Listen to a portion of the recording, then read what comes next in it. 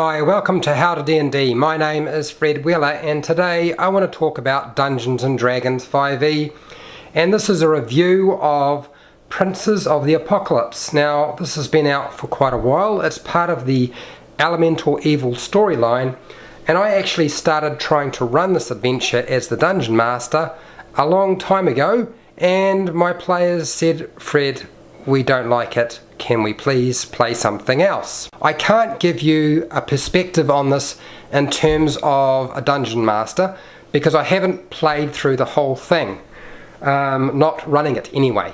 I did create an index for this adventure so I could just find locations and NPCs, and so I didn't get lost, and I provided that to one of my friends who wound up dungeon mastering this adventure, and I played in that campaign. So it's from that perspective that I talk about Princes of the Apocalypse. Now this is really about 4 key factions for air, water, fire and earth combining, trying to release a really bad element into the world. And I don't want to go into too much detail, but what I'll do is I'll turn over and show you the back and read you the back of this so you get a basic idea. Now the adventure is supposed to be for character levels level 1 through to 15, and I don't think we were level 15 when I finished this adventure, but we were pretty close. So the first signs are always small: bandits on the road, pirates on the river, monsters sighted throughout the slumber hills, all too close to the lands of civilized folk. To top things off, a delegation from the dwarven city of Mirabar has gone missing. All these events it's like a bizarre coincidence takes place, and there is a deeper reason why it's all taking place. And basically the prophets are trying to release the Elder Eye, the Elder Elemental Eye, and bring them out from the chaos. And we don't want them being released from the chaos onto the Forgotten Realms. That would be a bad thing. So this is the premise for this story. So the first thing you will find, as I explained to you, that first phrase on the back there about the Mirabar delegation going missing, it's actually really hard to find that information. You literally have to read the entire adventure to be able to make sense of what's going on, otherwise you will get lost. Hence why I created an index for the adventure for my Dungeon Master. So the contents page starts off with Chapter 1, which is Rise of Elemental Evil. Chapter 2 is Desserin Valley, which was a lot of fun. Chapter 3 is Secret of Slumber Hills. Chapter 4 is Air, Earth, Fire, Water. Chapter 5 is Temple of the Elder Elemental Eye. Chapter 6 is Arms and Executions. And Chapter 7 is Monsters and Magic Items. And we get some appendices for a new race, a Gen C, spells, and you also get a section on adapting things to other worlds. Really, that's what we're talking about here. So first of all, the Rise of the Elemental Evil. This is just talking about, how this book is supposed to be used. The only problem is, as I said, even with the adventure background and how to use the book, it's still not completely clear without doing quite a bit of work, and you really need an index, otherwise I got lost and my players got lost, hence why I stopped running it.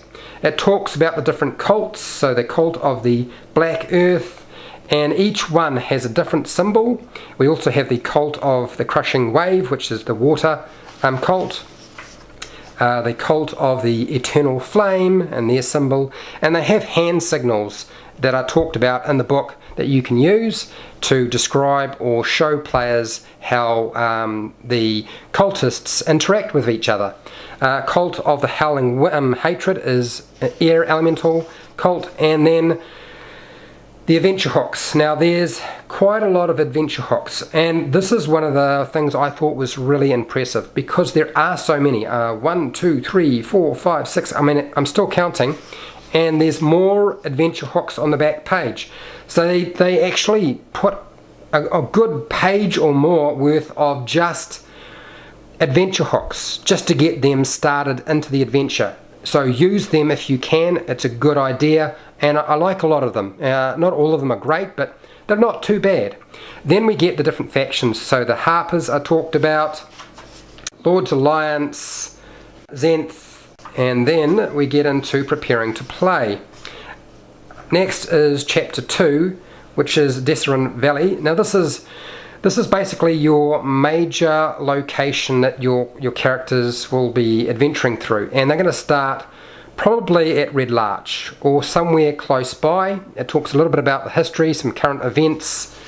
It's got nice artwork in it and some pretty good maps. I mean, there's nothing wrong with the maps, and you get quite a lot of information. You know, Red Larch, they go into a lot of detail about what's actually taking place here. It's a little bit confusing and quite distracting because the events taking place at Red Larch, which is not really part of the cult, there's something else taking place underneath, and it's not necessarily completely tied to the adventure. It's tied in a rudimentary manner to that. Now, each of the locations within Red Larch are described. You get NPCs, key NPCs are described, and you also get rumours. So each section, each location, each NPC can give you rumours. Some very nice artwork, as I said, and we'll keep flipping through here. Then we get to the random encounters. So exploring the valley itself, you get early travel, river travel, and later travel. So things change as the adventure progresses. Your random encounters are going to change, and each of these are highlighted. There's a section on them, so you don't get stuck. The actual valley itself is set out, and X marks the spot for each of your encounters. Not all of the problem with this map is it's got markings on it, and if you wanted to give it to your players, you can't, because now X marks the spot. That sort of indicates, oh, there must be something taking place here, and that's where we want to go. And that's not really what you want for a player handout, but it's a good Dungeon Master resource. And here we're going to go through all the different locations. I'm not going to go through all of them. There's homesteads, there's High Forest, Lance Rock. There's this big huge stone bridge that spans a river, which you've got an image for, which they encounter. At some point they're going to have to deal with it. Tribor is discussed.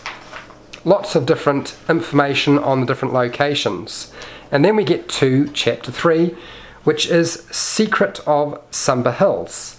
Now this is where they are going to start interacting with a group of cultists, and these cultists are equipped with flying birds, as you can see, vultures as it happens, and getting there isn't going to be an issue. The problem is that the tie-in for the missing delegation of dwarves is not completely obvious. The information for that is in one place and then in another place, and it doesn't tie all that information together.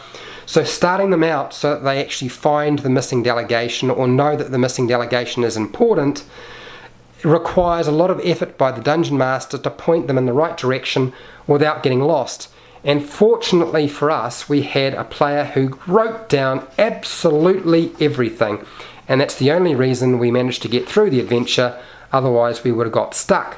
The Feathergale Spire is the location that you're going to have probably the most fun with, because there are flying birds, and you're going to get to interact with a few NPCs there. If they start trying to just fight these particular individuals, they're called the Feathergale Knights. If they try to fight them, bad things are likely to happen, and they will lose access to a lot of information they might have been able to pick up before, because this particular spire overlooks a secret location that will get them through a crack in the cavern and allow them access to a temple area and underground locations, which they'll need later on. So I'm going to keep flipping this through. I'm going to move that out of the way, don't need that. Sighting the valley. So unfortunately not a very big map, it's a very small map. there are a couple of things they can do here. My players wound up hunting manticores, which is sort of one of the fun things you can do in this particular location before trying to sort of explore other locations. Now there's so many side quests in this particular adventure that you can get a little bit lost at times. So you might have noticed that we're now up to Riverguard Keep. Now Riverguard Keep is a different location from Feathergale Spire, and it has different NPCs that you'll have to deal with. Now this is basically set near a location that will get them access to the water cultists. If they can get access to the water cultists through their particular keep, that would probably be the best way, but all of the temples are actually already linked up. And the Crushing Wave is the first cultist they'll interact with in this location.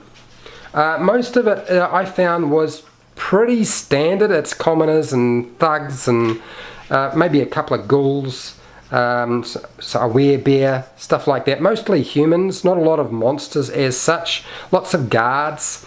I mean, really, this whole adventure is revolving around cultists and humans, so you're going to get lots of different types of cultists. They might be called something else, but they are essentially just cultists. So the Sacred Stone Monastery, decent map, plenty of information in terms of descriptive text and information on that whole location. There's a lich in this location and a phylactery, so good luck trying to find that, but you might, you never know. Then we go on to the Scarlet Moon Hall.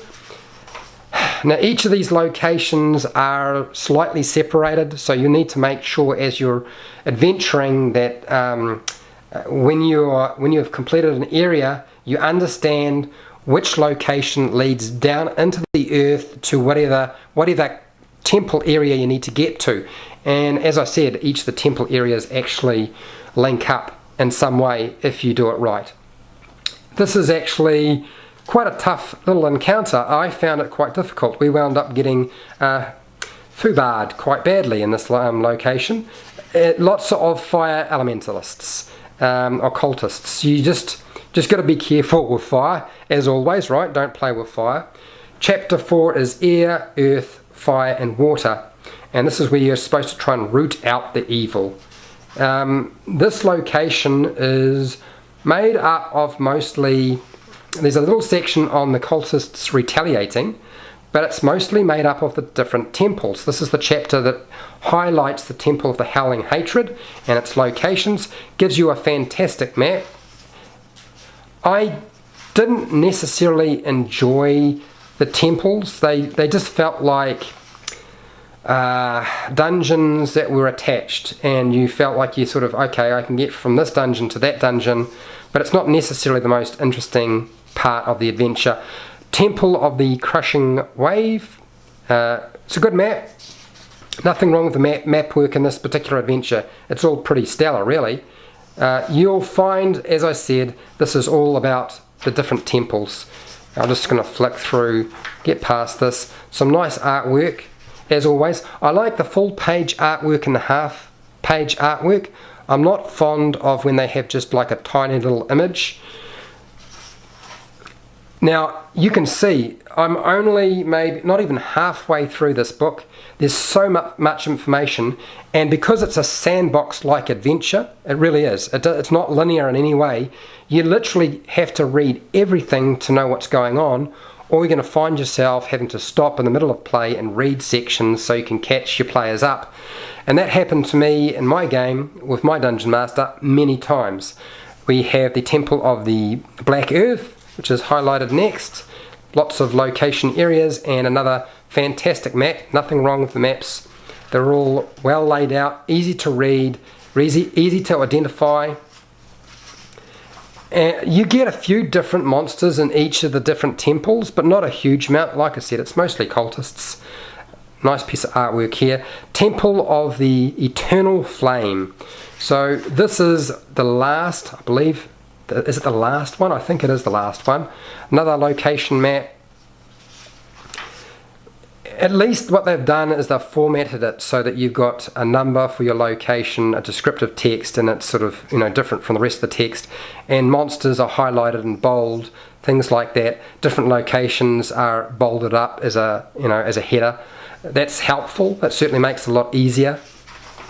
Alright, so that is those particular temples. Then we get chapter 5, Temple of the Elder Elemental Eye. So there is a main temple that you can only access once you have done what you need to in each of the other temples and opened up and made it accessible.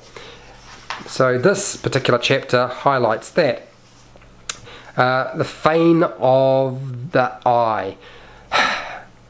Not all of these maps are... Trying to remember which map links up with which map is actually quite difficult at times. It's not completely abundantly clear when you look at the map itself. You have to look at the text, which is the problem, because if you're looking at the text, you could be looking through pages and pages of information to find out which tunnel is supposed to connect up where. That's one of the big peeves that I had. Lots of different monsters in here. Yes, there is a Minotaur, otherwise there wouldn't be a picture of one. The Howling Caves. We kind of feel like I've gone back to the Lost Mines of Phandelver with this style of map, but that's fine. It's still laid out pretty well and not too difficult to understand. And I'll cycle through here. I like artwork that, as I said, is half page. I mean, there's nothing wrong with that. If it had been smaller, I would have had more of an issue. But you can see right now the plunging torrents, that with such a wide sandboxy adventure, it was a lot of preparation involved. The plunging torrents gives you a decent map. You're going to need to collect a whole lot of magic items, or the players are going to have to collect a whole lot of magic items. This is definitely full of spoilers for those people who weren't aware. It will definitely be in the title, I can tell you that now. The Black Genode is detailed, and you get a map for that. Each element has sort of a location, a temple and a location attached. The Weeping Colossus, this here, oh geez, dealing with lava is such a big problem for players, and my group struggled with this. It's not so much the monsters, it's the location that causes the biggest issues. Lava pools everywhere, holy Toledo. And of course things that don't burn, they can hide in the lava, then pop back out and hurt you. So chapter 6 is arms and executions, and this is really this is where you're supposed to be sort of starting off your adventure in Red Larch. Now the problem is that this chapter is not at the front of the book, it's in the middle of the book, which makes not a lot of sense, since to do this you would be probably about level 1 or level 2, you're starting out, okay? There are a couple of maps and different side quests that you can do. Most of those side quests aren't too difficult. The Necromancer's Cave has a history of giving people trouble, just bear that in mind, particularly if that Necromancer just keeps raising skeletons and zombies, which it could do if it wanted to. The Tomb of Moving Stones, which is the location under Red Larch that has got some strange things taking place. It's not a huge location, but it does confuse the matter, I find. When I was running my adventure, I got about as far as this, and my players were like, yeah, okay, so now we've got this taking place, and how's it tied into the elemental evil? How is it tied in? And either I didn't do a good job of explaining that, or the information that I'm provided with is just scattered so badly that it's hard for them to understand. This is one of the problems with a sandbox adventure. You have to make the story itself nice and simple, otherwise it gets very confusing. There are a few side treks that you can do and how to manage them. One revolving around the Ice Shield Orcs, and there's also another one to do with, I think it's some sort of burglary. I believe it's been a while since I've had any involvement in this particular storyline. There's also the long road if you want to use that as a sort of a side quest to fill things out. But the more side quests you use, the more complicated and confusing you'll make it for your players. That's what I found anyway. The Curse of the Fire Witch, yet another side quest that you can do. There's a whole bunch of different side quests in this adventure, and they're never ending. Okay, and you get a decent map of Yatar. I don't know that we used that much of it, that particular location. There's a manor which you can explore if you want, and moving on, there's some owlbears, and then we get to chapter 7, monsters and magic items. So this is the section that sort of gives you information on any of the monsters that won't be in the monster manual. Most of these are just humanoids that are cultists in some way, so Feathergale Knights, stuff like that. There is a sort of a list of the sorts of things you will find and their challenge rating. This is helpful. I find that was a smart move, and then you get mostly stat blocks and a little bit of descriptive text, not a huge amount, enough, a little bit of artwork. I'll just keep flicking this through, get us on to the next section. As you can see, like I said, mostly humanoids and a few strange oddities along the way, usually revolving around the different elements. Key NPCs, and then you get, this is one of the pages that I've reused many times because it's got elementals. You don't often have elementals with a challenge rating of 7, and these are all like challenge rating 7 rather than 5 or less. So I've used these quite a lot of fun to have. And then we go into the main villains. So Imix is a fire elemental, and then you've got Ogremarch, which is the earth elemental. You've got Olhydra, which is the water elemental, and the last one is Yansiban's and Yansiban Bin. That's your basic profits that you're trying to stop. Then you get a few magic items that aren't included in the Dungeons and Dragons Dungeon Master Guide, so that's kind of useful and helpful. And then we get on to a new race which you can use, the Gensai if you want, and there's a couple of versions, there's sub races, which is good. And then you get a whole bunch of spells in the back. Not a huge amount, but certainly enough that you probably won't see spells in an adventure book that's been produced now. Most of them are not included in the book, they are included in some other product. But yes, the back of this book is full of spells, which is kind of cool. And then adapting to other worlds, so you don't have to place it in the Forgotten Realms. You could put it in Dark Sun or some other location, Dragonlance, things like that. So that is the basic gist of this book. It's not a fantastic adventure. I think 4 words, got some nice art. I like the concept art. What I don't understand is why you would put concept art in an adventure book. I mean, I can show these images to my players, which is great, but it's not laid out in a way that I can show it to them and